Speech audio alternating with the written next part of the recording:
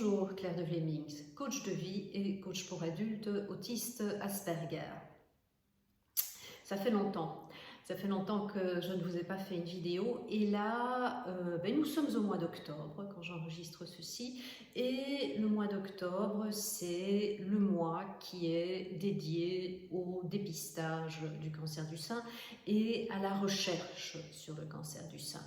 Et donc, je me suis dit que ce serait peut-être une bonne idée que de vous donner, vous expliquer un petit peu ce qui se passe quand on a un cancer du sein et qu'on est une femme autiste. Parce que j'ai eu un cancer du sein. Voilà, j'ai fait toute une série tout un parcours médical que je peux partager avec vous.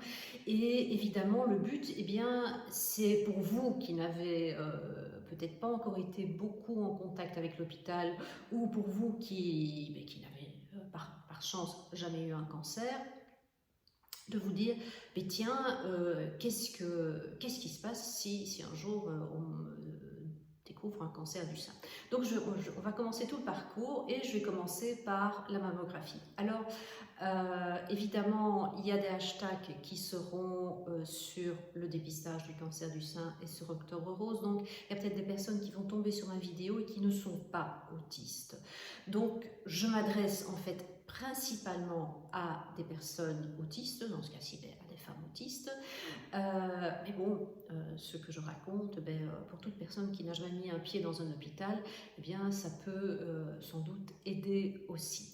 Alors, il n'y aura pas de sous-titres parce que je vais parler de manière relativement libre. Par contre, pour les personnes qui aiment savoir de quoi je cause, j'ai tout écrit sur des jolies feuilles et donc ça se retrouvera sur YouTube, dans la description de la vidéo. Comme ça, si vous n'avez pas envie de tout écouter, vous pouvez au moins lire et avoir les informations principales.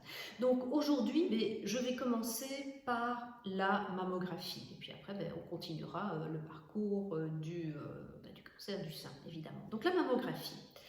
Alors la mammographie, on la fait une fois par an ou une fois tous les 18 mois. Ça dépend un petit peu des antécédents qu'on a ou qu'on n'a pas. Moi j'étais à une fois tous les 18 mois parce qu'il n'y avait pas le moindre antécédent de cancer du sein dans ma famille. Donc tout allait bien, il n'y a pas de raison de s'inquiéter pour moi.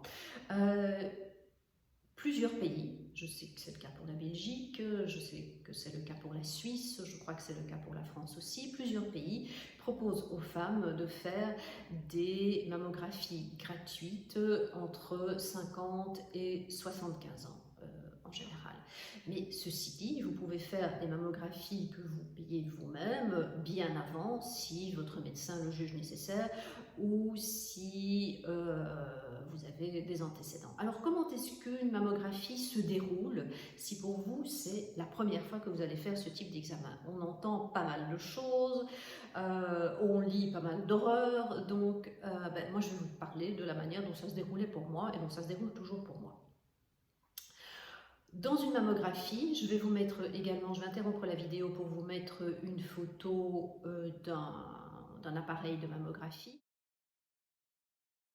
Dans une mammographie, on fait un cliché de face, où on va presser le sein comme ceci, et on fait un cliché latéral où on va presser le sein comme ceci. On presse assez fort. Donc, si vous n'êtes pas encore ménopausée, faites attention à la période de votre cycle pour prendre rendez-vous pour votre mammographie, parce qu'il y a des périodes où ça va faire beaucoup plus mal qu'à d'autres. Si vous êtes déjà ménopausée, ce problème n'existe tout simplement plus parce qu'il n'y a plus de cycle. Donc, on fait ces clichés, ça ne dure pas très très longtemps. On vous demande de retenir votre respiration, de toute façon ça compresse tellement que l'idée de respirer ne vous vient même pas à l'esprit. Et je dirais ça dure le temps que la radiologue aille derrière, que la technicienne aille derrière, qu'elle pousse sur le bouton. On en est pendant une bonne dizaine de secondes où on est relativement inconfortable et après, hop, ça se relâche et on passe au cliché suivant. Ensuite, quand on a fait ces clichés, on passe à l'échographie en général. Alors l'échographie, elle est toujours réalisée par le médecin, donc elle va être réalisée par le ou la radiologue. Parce qu'il y a des choses qu'on peut voir à l'échographie et qu'on ne peut pas voir à la mammographie. Et puis, mais si tout à coup il y a une boule suspecte, on va faire une biopsie. Alors une biopsie, ça ne se fait pas comme ça se fait sous une petite anesthésie locale. Le moment le plus désagréable, le plus douloureux, c'est justement quand ils injectent cet anesthésique.